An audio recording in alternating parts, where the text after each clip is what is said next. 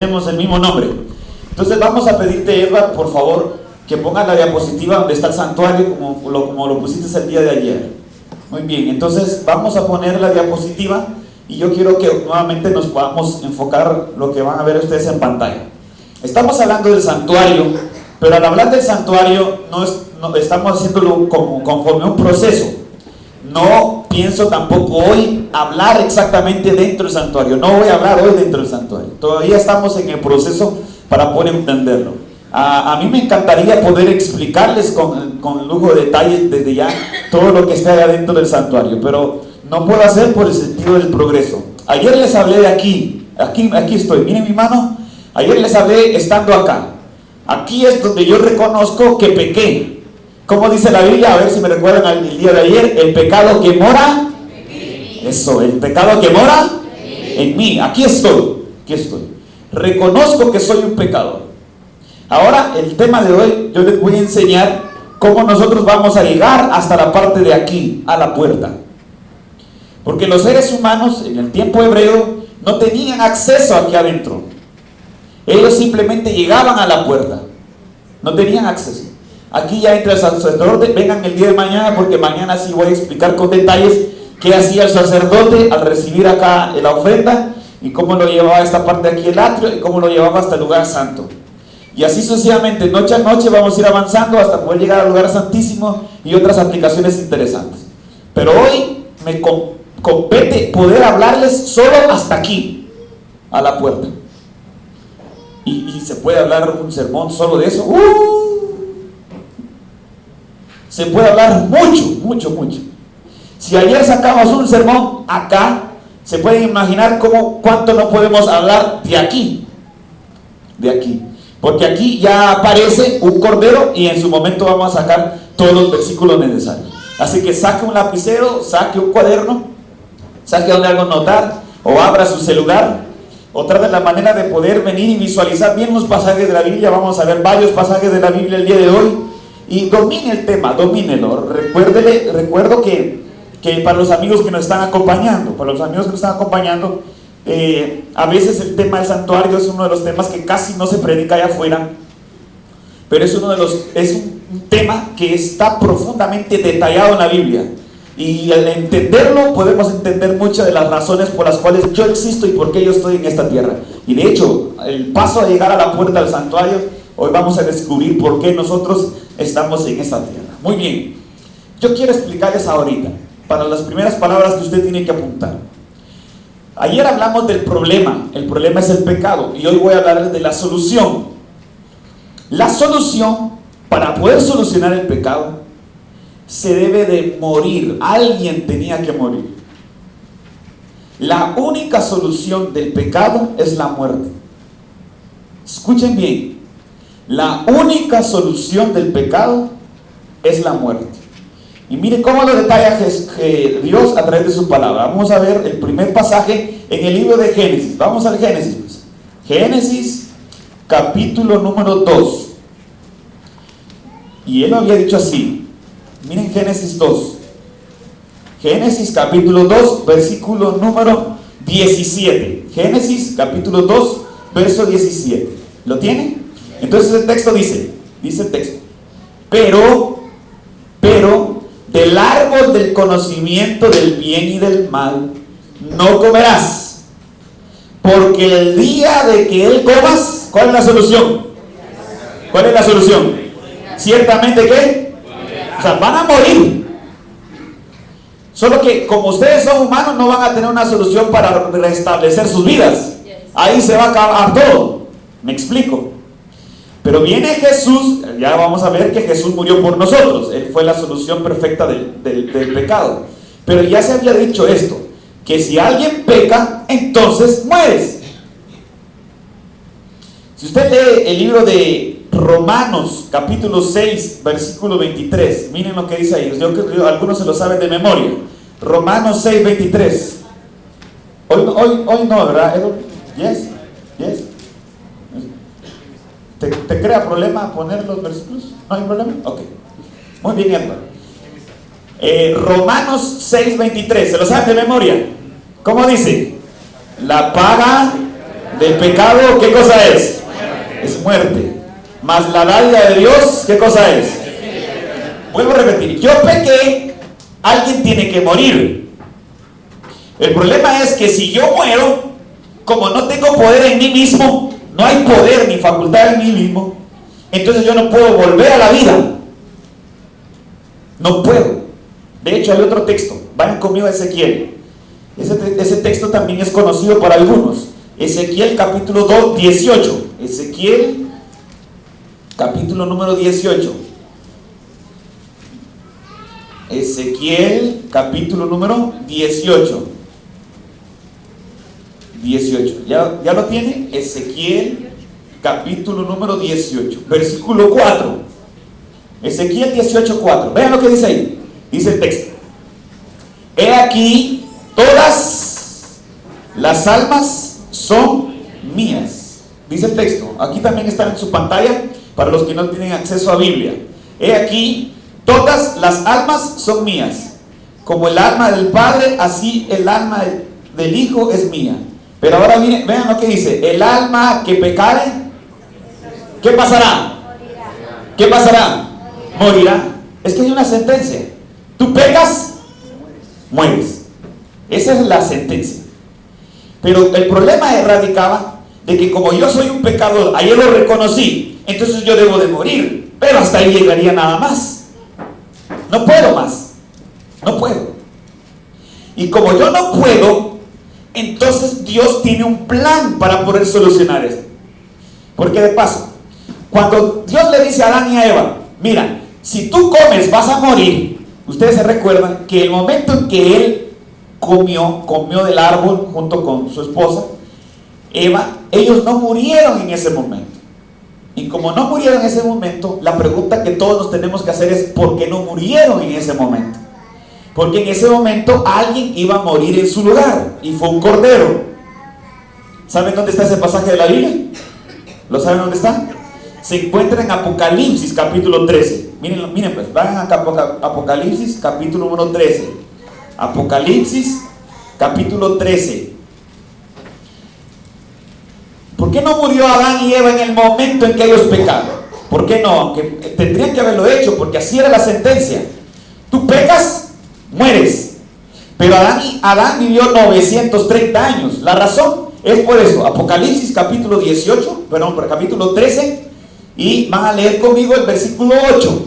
Apocalipsis capítulo 13, versículo número 8. ¿Cómo dice el texto? Apocalipsis capítulo 13, verso 8. La adoraron todos los habitantes de la tierra, cuyos nombres no estaban estaban escritos en el libro de la vida. Y ahí viene la palabra del Cordero. ¿Y qué más dice sus Biblias?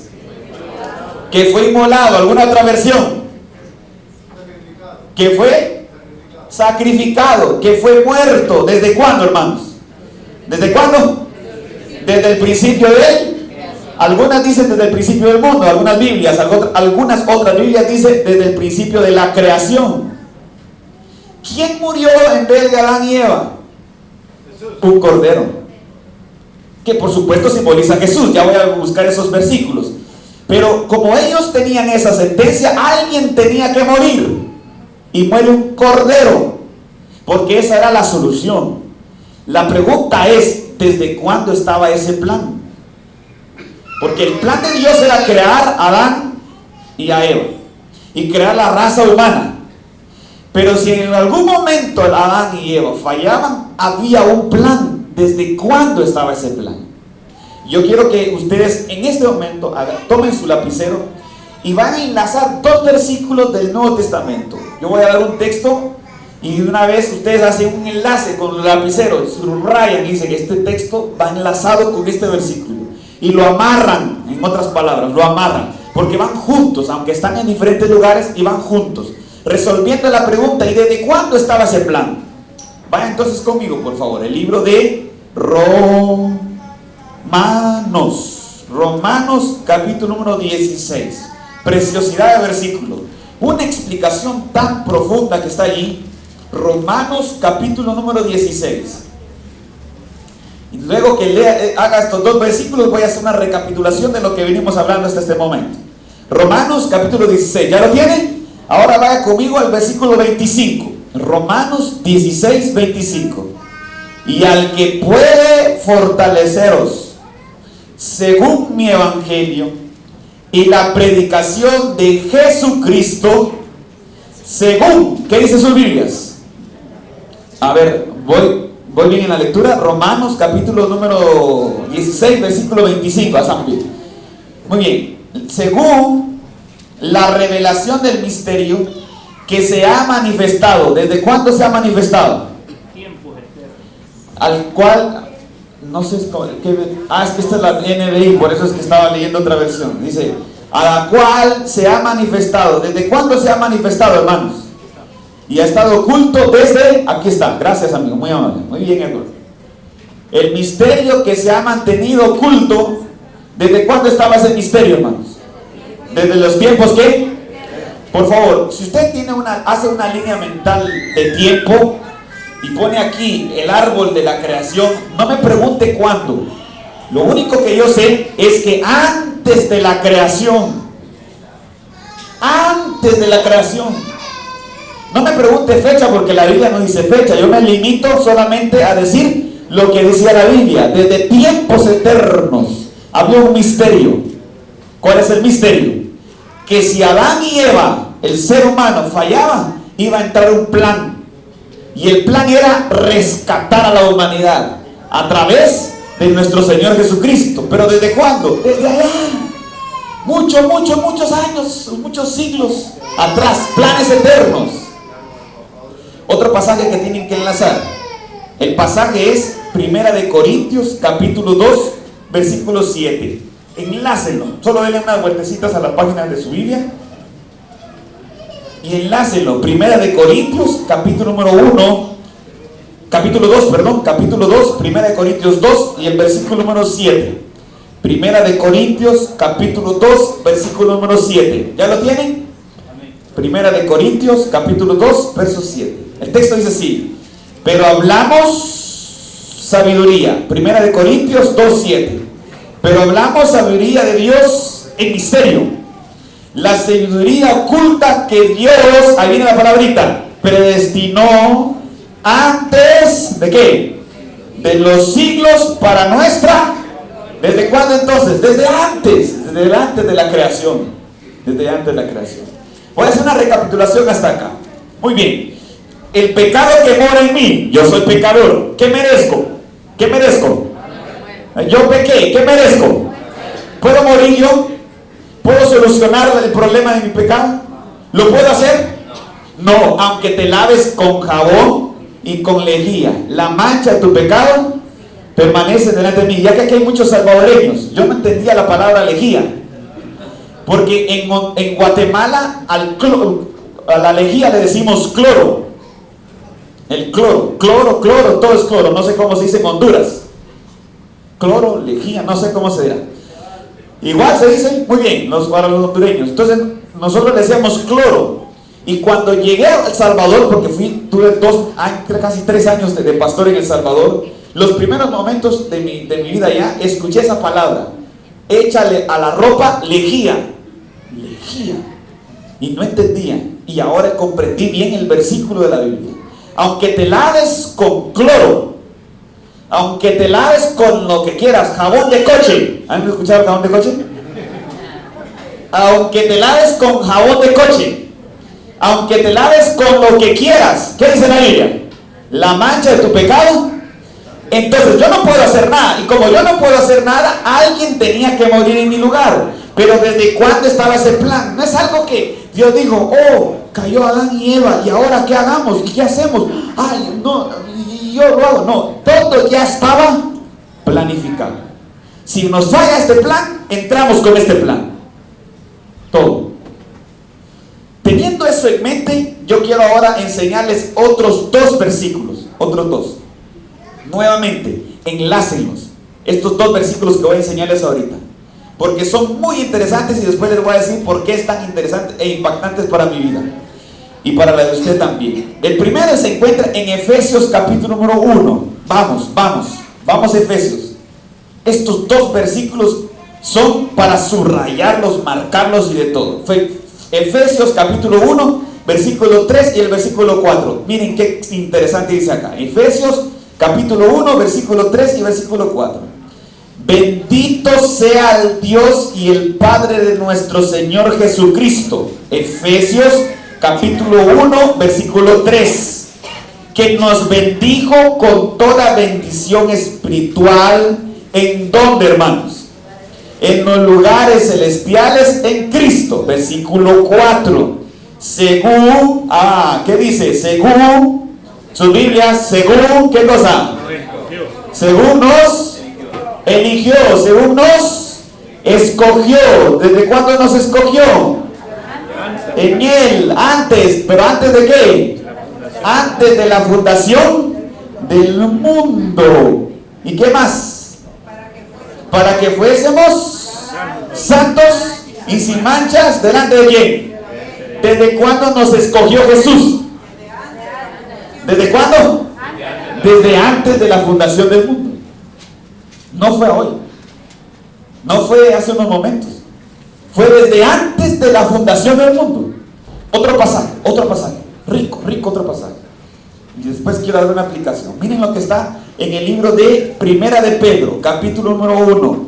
Vamos a Primera de Pedro, capítulo número 1. Vayan conmigo. Primera de Pedro, capítulo número 1. ¿Ya? Ahora lean por favor el versículo 18, 19 y 20. Este texto es el enlace. Primera de Pedro, capítulo número 1, versículo número 18, 19 y 20. Enlácenlo con el libro de Efesios o con la carta de Efesios. ¿Ya está conmigo? Pues ya sabéis, es que aquí este texto es riquísimo. Pues ya sabéis, ¿qué sabemos? Que fuimos, ¿qué? Rescatados, muy bien. ¿De dónde fuimos rescatados, hermanos? De nuestra vana manera de ¿qué? De vivir, la cual recibiste de vuestros padres, no con cosas corruptibles como de oro, plata, sino, hermanos, sino con ¿qué? Muy bien, con la sangre, van conmigo, con la sangre preciosa ¿de quién? De Cristo, como de un cordero sin mancha, ¿y qué más? Y sin contaminación. Pero por favor, el versículo 20, Él estaba, ¿cómo estaba? Destinado desde antes ¿de cuándo? Desde la fundación del mundo, pero ha sido manifestado en los últimos tiempos por amor a vosotros. ¿Desde cuándo estábamos elegidos? ¿Por medio de quién? Por medio de la muerte del Cordero que fue inmolado por nosotros. Es Jesús. ¿Desde cuándo? Desde antes de la fundación del mundo. Yo quiero enseñar estos dos pasajes con dos experiencias de mi vida que impactaron mi corazón. Y hasta el sol de hoy me sigue impactando. La primera, tenía como unos 15, 16 años de edad. Yo iba caminando por las calles de la capital, las calles de donde yo vivía, en la colonia donde yo vivía en una colonia muy peligrosa. Iba caminando por las calles y de repente veo a un alcohólico, borrachito, ahí tirado a la mitad de la calle. Peligroso, porque los carros pasaban y nadie nos levantaba. Esos hombres, no sé, creo que algunos jóvenes que nacieron aquí en Estados Unidos y no han ido allá en nuestros países, no sé si alguna vez han visto un hombre así tirado en el suelo, alcohólico. Creo que no lo han visto aquí en Estados Unidos. Qué dicha tal vez, no sé. Pero ese hombre sí tirado en el suelo y nadie lo recogía. ¿Por qué nadie lo recogía y lo levantaba? Porque era el borrachito de la colonia. ¿Y quién es el borrachito de la colonia? ¿Y quién es el borracho? Nadie lo recogía. Entonces yo pasando por ahí, lo tomo, con mis poquitas fuerzas que tengo, flaquito y todo, lo agarré, puse su mano en mi hombro y lo cargué poquito por poquito, hasta que lo llevé a la banqueta. ¿Saben qué es banqueta? ¿Cómo sería acá? ¿Cera? ¿La acera? Muy bien, hasta que lo puse en la acera. Y en el momento en que lo puse en la acera, ahí, le estoy contando esto porque ahí viene la frase que quedó impactada en mi vida hasta el sol de hoy. Yo le dije al borrachito, ya no siga tomando. Y él me dice,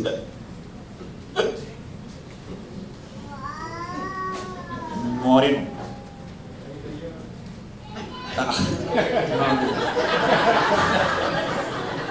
Pero esto es agua, ¿ok? En el momento preciso me trae el agua. Oye, oye, oye. Muy bien. Me dice, Moreno, te puedo decir algo. ¿Qué pasa? Seguí adelante. Yo soy borracho, borracho, borracho. Yo soy así. Así nací y así voy a morir. Dios te eligió a vos para que seas cristiano, pero no me eligió a mí. Él me eligió a mí para que yo sea un borracho. Nunca se me olvidó. Nunca se me olvidó. Hasta el sol de hoy. Luego, el segundo incidente sucedió hace unos añitos atrás. Eso no fue hace mucho. Cuando fui pastor en Shela, me encontré con mi tía, Edizabal ella, pero se casó con un quetzalteco. Y mientras que estaba en Shela, ella no es adventista, tiene una percepción de vida totalmente diferente. Y un día me dijo, Edward, yo creo en la predestinación. Y te voy a decir una cosa, tú tienes un hermano gemelo. Mi hermano gemelo, yo soy similar a Luis y a Cindy. Entonces yo tengo un hermano gemelo.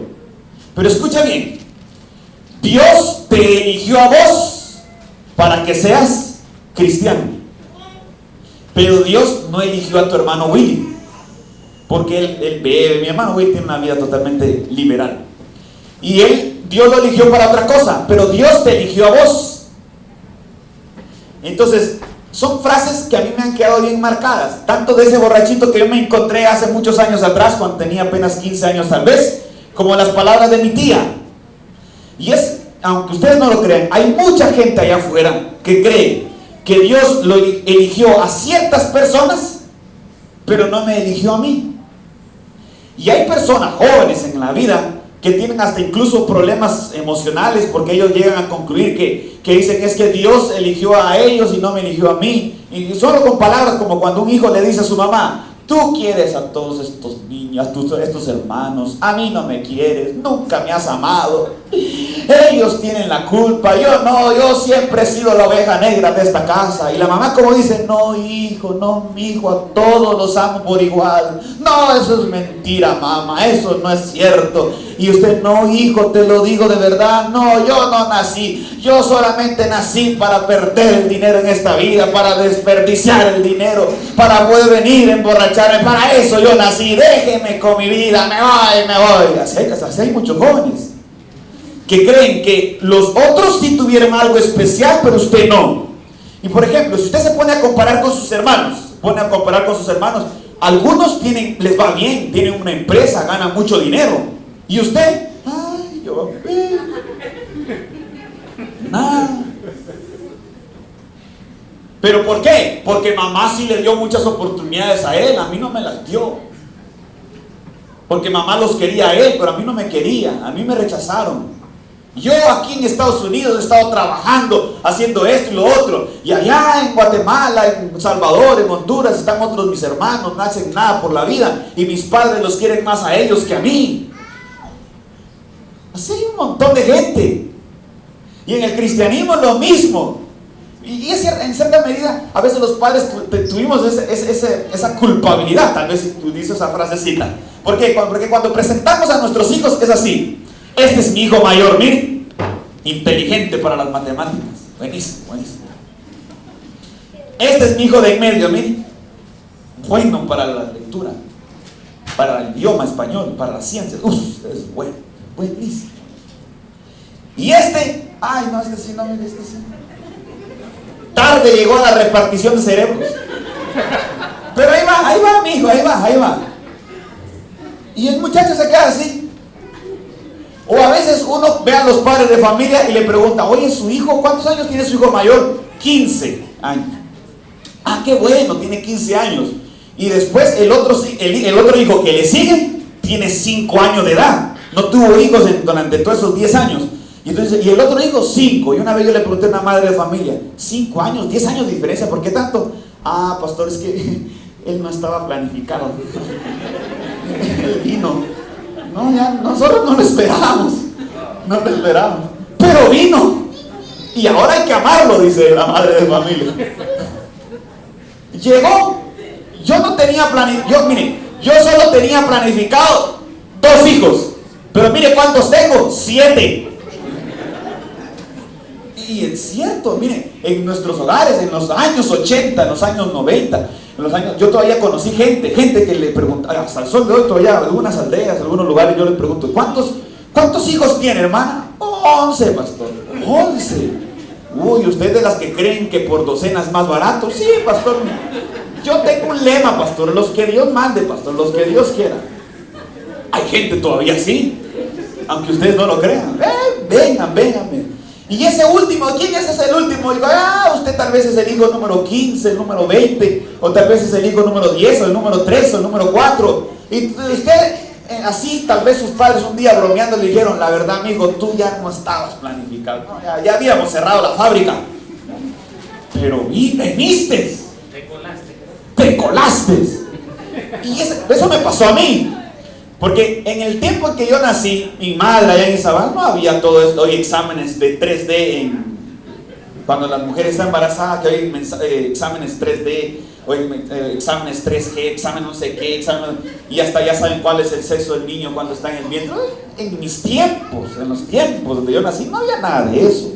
Cuando llegó mi mamá a la sala de parto, porque por lo menos eso hizo mi papá, la llevó a la sala de parto al Roosevelt, allá en la capital. Y cuando la lleva a la sala de parto, sale Willy. Y cuando sale, el primero sale normal. Y ella llama, ay, feliz, ya salió el niño. Y ahí el doctor le dijo, señora, no es 1, son 2.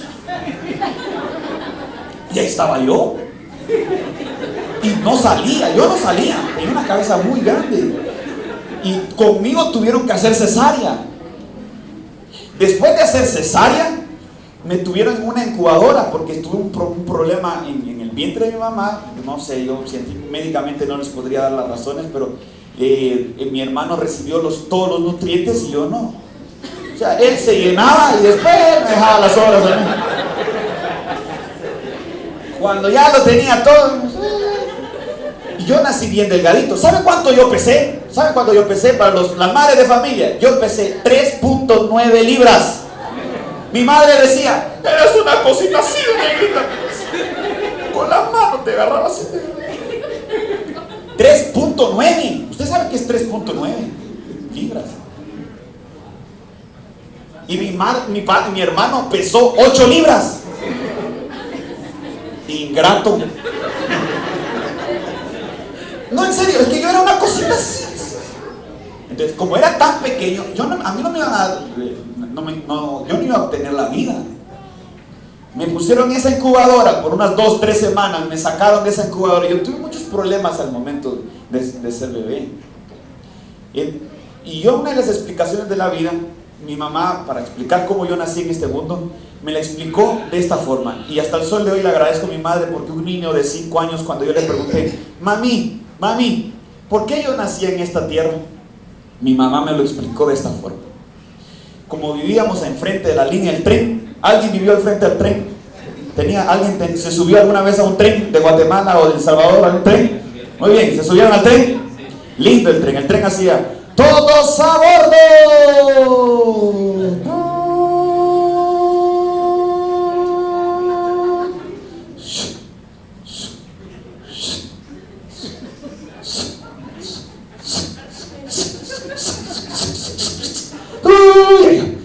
Y los patojos, o sea yo, cuando venía el tren, yo tenía como unos 7, 8 años de edad, era el gozo de los patojos, que el tren se movía, así se va moviendo el tren. Y el gozo mío era agarrarme del tren así, corriendo así, y subirme. Y iba uno en el tren. Y después el gozo mayor de los patojos era tirarse, porque para poder tirarse no es que uno tenía que solo tirarse así. Uno podía, cuando ya iba aquí, se tiraba para poder venir y no ser botado por el aire. Eso era una felicidad para mí hacerlo. Pero también es peligroso. Muchos niños quedaron sin pierna, muchos niños, era peligroso, es muy arriesgado. Y mi madre me explicó, mira Edo, te lo voy a decir cómo es que viniste a la vida. Estábamos en la estación del tren. Estábamos allí. Y de repente el tren empezó a marchar. Todos a bordo. Yo subí al tren con tu hermano Willy. Pero cuando yo estaba dentro del tren, me di cuenta que no venías conmigo. El tren empezó a marchar. Cuando yo llegué a la puerta del tren, a la puerta, cerquita, y yo vi a lo lejos que tú venías corriendo. Y mientras que venías corriendo decías: no me dejen, no me dejen, no me dejen. Y mi madre me decía: apúrate, corre Edward, corre Forrest, corre Edward, corre. Y yo venía corriendo. Y en ese momento le extendí mi mano a mi mamá. Y mi mamá me lo decía así. Y yo apenas te agarré tus deditos, Edward, y ¡ras! Logré subirte al tren de la vida. Y aquel niñito, ¿de veras, mami? Así está, así me lo explicó mi mamá para entenderlo. Pero hoy entiendo diferente. ¿Cuál es lo diferente? Lo que yo entiendo hoy en día, que yo estaba en los planes de Dios, que en el plan divino y en el plan eterno es que iban a hacer un negrito, y que ese negrito iba a surgir ya con muchos problemas, y que iba a ser un niño imperactivo, que molestaba, que hacía esto y que hacía lo otro, que mamá no soportaba, que se agarraba el pelo y decía: ¿qué voy a hacer con este patojo tan imperactivo, por favor? Y que llegaban a la casa: doña Anita, aquí está este Edward, tiró piedras a las láminas de la casa, me quebró el vidrio, dele, doña Anita. Y en los planes de nuestro Dios Todopoderoso, pensó él que yo iba a crecer sin papá, que iba a crecer mucho tiempo con pobrezas, que iba a andar descalzo allá en Quiriguá, que iba a andar con problemas en mi sociedad, que iba a sufrir con mis amigos que me decían: ay, no crees, no tiene padre,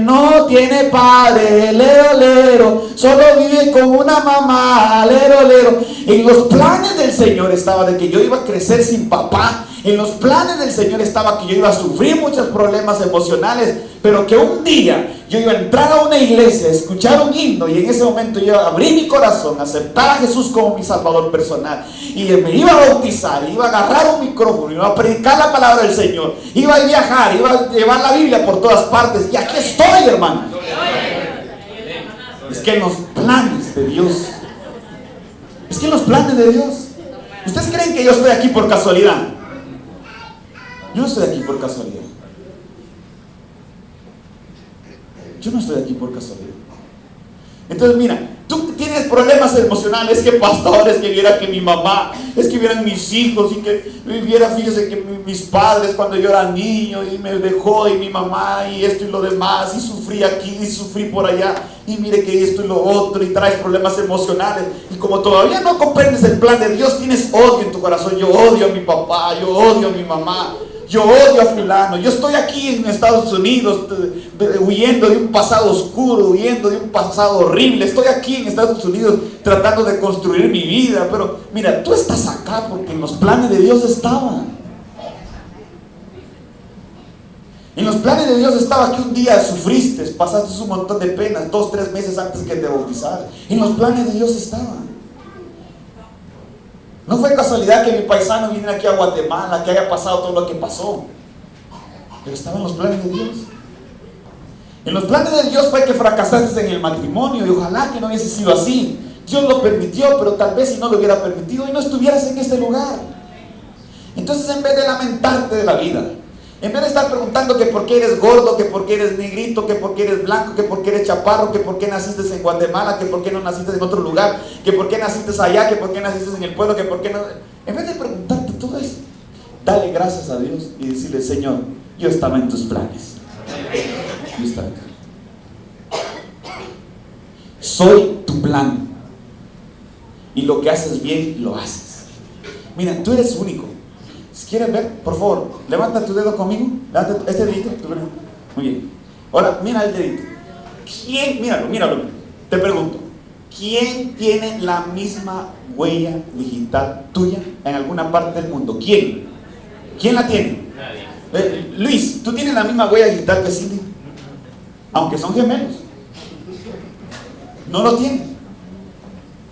Porque somos únicos. Porque cuando Dios nos formó únicos. Valemos la sangre preciosa de nuestro Señor Jesucristo. Valemos su sangre. Yo no soy cualquier persona.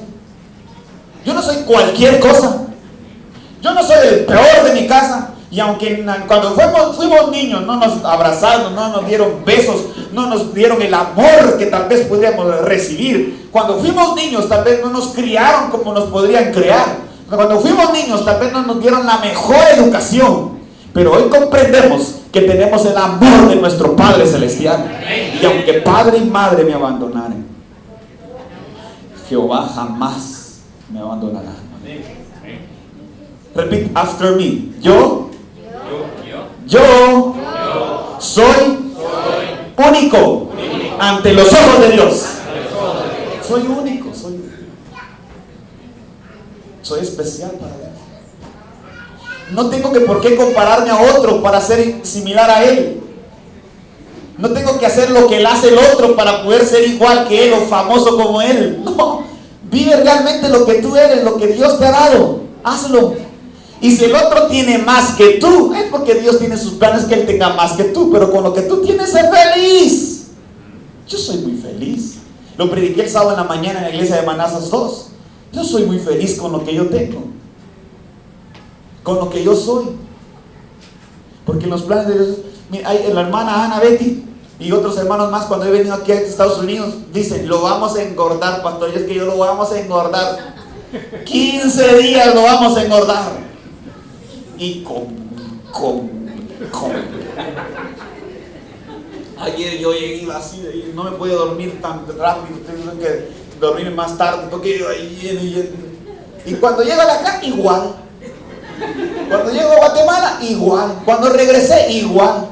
Y yo no puedo venir con complejos en la vida porque crecí negrito, porque tan delgadito, ¿por qué con estos problemas? ¿Por qué en Guatemala? ¿Por qué no mejor aquí en Gringolandia?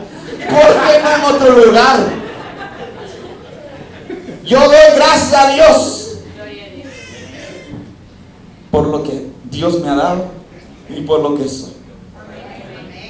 Así Dios me ama, así Dios te ama, hermano.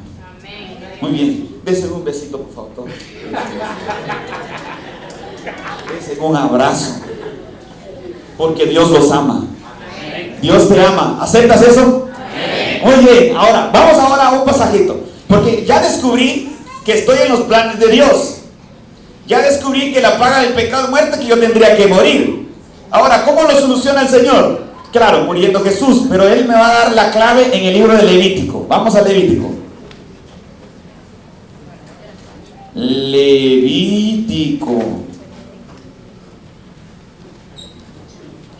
Levítico, capítulo número 4. ¿Ya lo tienen? Versículo número. ¿Está en vivo? Solo está grabando. Un saludo para los amigos que nos están viendo desde su casa, en YouTube o en algún otro medio televisivo. Que Dios también te escogió a ti y te ama a ti y te escogió desde antes de la fundación del mundo. Levítico capítulo número 4, versículo número 2. Levítico capítulo 4, versículo número 2. Mañana vamos a estudiar con profundidad Levítico 4, ¿de acuerdo? Hoy solo quiero hacer una pincelada. Capítulo 4, versículo 2. Habla a los hijos de Israel y diles: cuando alguna persona peque involuntariamente contra alguno de los mandamientos de Jehová sobre cosas que no se han de hacer, y hace alguna de ellas, dice el versículo 3, subraya: si el que peca es el sacerdote ungido, habiendo así culpable al pueblo, ofreciere a Jehová por los pecados que ha cometido un becerro sin defecto como expiación, llevará el becerro, dice el versículo número 4, llevará el becerro, ¿a dónde lo llevará? A la puerta, ¿de dónde? Del tabernáculo de reunión. ¿Delante de quién? De Jehová. Pondrá su mano sobre su cabeza del becerro y lo va a degollar delante de Jehová. Edward, excuse me, ¿podemos poner la imagen del santuario? Gracias, Edward. Yo quiero que usted vea un detallito acá. El detalle era que cuando la persona pecaba, ¿qué tenía que buscar? ¿Qué tenía que buscar? Un cordero. Y cuando buscaba un cordero, él tenía que tomar el cordero y llevarlo ¿a dónde? ¿A dónde lo llevaba? ¿A dónde lo llevaba? Lo llevaba a la puerta. Y en ese momento hacía algo que nosotros en teología lo conocemos con dos palabras del alfabeto. Muy bien, ¿se recuerdan el alfabeto en español? Sí, vamos con la O. Después de la O, ¿qué sigue? P. Después de la P, ¿qué sigue? Q. Después de la... ¿Ya se les olvidó ahora como solo es inglés? ¿Ya se les olvidó? O sí, va. O, P. Después de la P, Q. Después de la Q, R. Después de la R, esa es la primera palabra que tienen que apuntar. S. Y después de la S, T. S, T. S, T. Olvídese de mi nombre. Cuando pasen los años y de los años y de los años, olvídese de mi nombre, no hay problema. Pero nunca se le olvide esa fórmula. S, T. Sustituto, transferencia. A ver, ¿cuáles son las dos palabras? S, T. ¿Qué significa la S? Sustituto. ¿Qué significa la T? ¿Qué estaba haciendo la persona? Necesita un sustituto. ¿Quién tiene que morir? El hombre. Pero ahora, ¿qué va a buscar? ¿Qué va a buscar? Un S. ¿Qué es la S?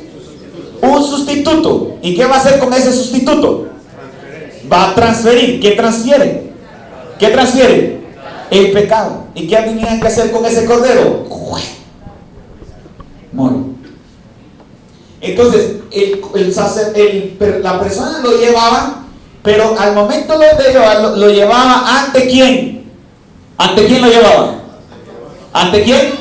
Según el versículo que leyeron, ¿ante quién? ¿Por qué ante Dios? Relacionen el tema con el tema de ayer. ¿Por qué ante Dios? Porque cuando uno peca, ¿peca contra quién? Correcto. David lo entendió. Miren lo que dice Salmo capítulo 32. Por favor, Salmo capítulo número 32, versículo número 5. Salmo capítulo 32, versículo 5. Ojo, ojo, mucho ojo. El versículo 5 dice así: mi pecado, pero voy a esperar que Edward lo busque. Vamos pues, vamos. Salmo capítulo 32, versículo 5. ¿Ya lo tienen? El texto dice así: mi pecado, ¿de qué? Te declararé. Encubrí mi iniquidad. Y dije, ¿qué dijo, hermanos? Confesaré mis rebeliones, ¿ante quién? ¿Ante quién? Ante Dios, ante Jehová. ¿Y tú, qué cosa? ¿Ante quién tenemos que confesar nuestros pecados? ¿Ante un hombre? ¿Por qué no ante un hombre? Porque cuando yo peco, no peco contra un hombre. ¿Peco contra quién? ¿Me puedo confesar ante un ser humano? ¿Por qué no? Porque cuando yo peco, no peco contra ella. ¿Peco contra quién? Claro, mis errores y mi error trae como consecuencia dañar el corazón de un ser humano. Pero en primera instancia, cuando yo peco contra... Pero yo no puedo confesar mis pecados ante un hombre. Las personas llevaban un cordero, pero ¿delante de quién? Delante de Dios. Cuando tú vas a Dios, le tienes que decir: Señor, yo pequé, pero ahora llevo un cordero, porque Él es mi sustituto. Voy a transferir mis pecados, porque Él puede perdonar mis pecados. Él me puede perdonar. Por factor tiempo, apunten Juan capítulo número 1 y versículo 29. Yo creo que alguna vez lo han leído, pero solo por factor tiempo apúntenlo. Ahí se dice que Juan el Bautista, cuando ve a Jesús venir, él lo mira y dice: he ahí el cordero de quién? De Dios, que quita, ¿qué quita, hermanos? El pecado del mundo. Y después en el versículo 45 de ese mismo capítulo 1, dice uno de los discípulos: hemos encontrado a la persona que se hablaba en las escrituras, al Cordero de Dios. Jesús es el Cordero que iba a morir por nosotros. Y si usted enlaza esto con Isaías 52 y con Isaías capítulo 53, entonces nosotros podemos comprender cómo Cordero fue llevado ¿dónde? Enmudeció y no abrió su boca. Y por su llaga todos nosotros fuimos, ¿qué cosa? Fuimos. ¿Quién nos puede perdonar nuestros pecados? ¿Quién nos da la salvación? ¿Quién nos da la vida? ¿Podemos nosotros? No. ¿Quién nos la da? Es Cristo. Y yo este último versículo sí les voy a pedir por favor que lo podamos leer todos. Segunda de Corintios capítulo número 5. Ese texto sí quiero invitarles a que lo podamos leer. Segunda de Corintios capítulo número 5. Y el texto está en el versículo número 21. Segunda de Corintios 5, 21. Y el texto dice así: y al que no conoció pecado. Segunda de Corintios, capítulo 5, versículo número 21. Segunda de Corintios 5, 21. Al que no conoció pecado, por nosotros lo hizo pecado, para que nosotros seamos ¿qué, hermanos? Justicia de Dios, ¿en quién? En Él. Él nos puede perdonar. Él es el único que nos puede perdonar. Hermanos, yo quiero concluir en esta noche, Edward. Quiero terminar esta noche diciéndote que lo que más necesita el ser humano en esta tierra, 2 Corintios 5, 21, fue el último versículo. Lo que más necesita el ser humano en esta tierra es saber y estar convencidos de que el Señor ha perdonado nuestros pecados. Lo que más necesita. No necesitamos más cosas. En esta vida uno pudo haber cometido muchos errores, salir de la casa corriendo. En esta vida, hermanos, tal vez hemos tenido muchos problemas en nuestra sociedad, con nuestra familia. Tal vez he tenido muchos problemas conmigo mismo. He desperdiciado el dinero. He hecho negocios que no tendría que haber hecho. He hecho cosas que no tendría que haberlas hecho. En esta vida, todos nosotros en alguna vez hemos sufrido. Pero la convicción más grande que nosotros podemos tener es que el Señor Jesús está dispuesto a perdonar. Yo sé que hay noches que llegas a tu casa y dices: no merezco vivir. ¿Lo has dicho alguna vez? ¿Qué estoy haciendo? ¿Qué hice? ¿Quién soy? No merezco lo que tengo. Pero con humildad y sencillez tienes que darle gracias a Dios, porque estás en los planes de Él. Y dos, porque Jesús puede perdonar todos tus pecados. Una hermana me llamó por teléfono un día y me dijo: pastor, Dios no me puede perdonar. ¿Por qué, hermano? Porque yo hice algo tan feo y horrible en la vida que no creo que me pueda perdonar. ¿Por qué no cree que Dios le puede perdonar? Engañé a mi esposo, pastor, hace muchos años atrás. Él no lo sabe aún. No lo sabe. Y no creo que me pueda perdonar Dios. Yo le dije por teléfono a él: no importa cómo hayan sido tus pecados, aunque hayan sido sucios, vendrán a Jesús a ser como blanca. Ven a Él, confiesa tus pecados esta noche a Él y dile: Señor, perdona mis pecados. ¿Puedo verte puesto de pie?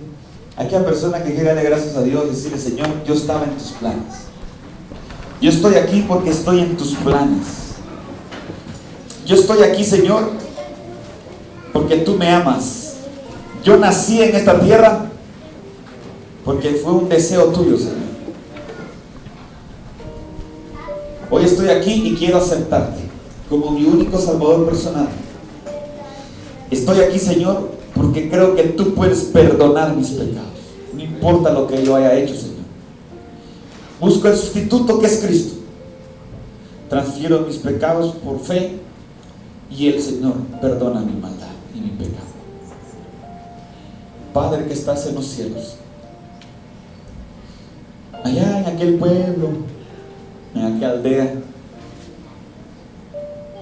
allá en aquel país o aquí en Estados Unidos, hace 20, 25, 30, 50 años, hace 10, hace 15, no sé, hace cuánto tiempo, nacimos en esta tierra, nuestra madre sonrió,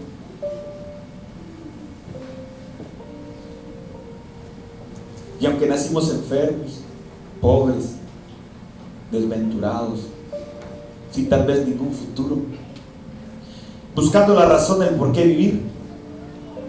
Hoy estamos aquí, Señor. Tenemos un propósito. Estábamos en tus planes. Señor, te doy las gracias, porque no soy un producto de la casualidad. Soy un producto de un plan arquitectónico hecho por ti, Señor. Nos diseñaste para amarte. Nos diseñaste, Señor, de tal forma de que nosotros hoy tenemos y encontramos sentido en nuestra vida. No importa lo que hayamos hecho en esta tierra, hoy Jesús perdona nuestro pecado y regresamos a nuestro hogar con la satisfacción de saber que la sangre preciosa de nuestro Señor Jesucristo me limpia de todas las maldades y pecados que he hecho, Señor. Gracias por tu perdón, en el nombre de Jesús. Amén. Un abrazo fuerte a la persona que está a su lado, por favor. Muy fuerte. Dios te ha perdonado, dígame.